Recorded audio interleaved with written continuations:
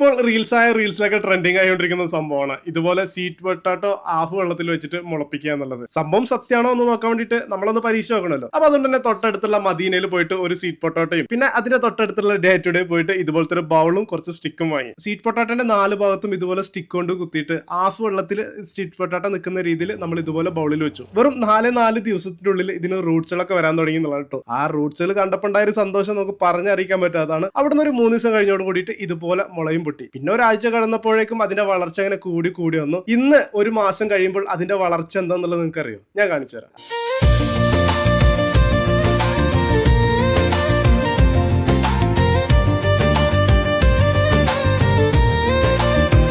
അപ്പോൾ ഇതുപോലെ സിമ്പിൾ ആയിട്ട് ഇൻഡോർ ഡെക്കറേഷൻ ഒക്കെ ചെയ്ത് നിങ്ങൾ ചങ്ക് ഫ്രണ്ട്സ് ഒക്കെ ഉണ്ടെങ്കിൽ അവർക്കൊക്കെ വീഡിയോ നിങ്ങൾ ഇപ്പൊ തന്നെ ഷെയർ ചെയ്ത് കൊടുക്കുക. ഇനി ഇതുപോലെ വേറെ ഏതെങ്കിലും സാധനങ്ങൾ വെള്ളത്തിൽ വെച്ചാൽ മുളപ്പിക്കാൻ പറ്റുമെന്ന് നിങ്ങൾക്ക് അറിയുന്നുണ്ടെങ്കിൽ വീഡിയോ ഒക്കെ താഴെ ഒന്ന് കമന്റ് ചെയ്യുക. ഇതുപോലുള്ള വീഡിയോസിനായിട്ട് ട്രാവൽ ടു ഫബി എന്നെ കൊണ്ട് ഇപ്പൊ തന്നെ ഫോളോ ചെയ്യുക.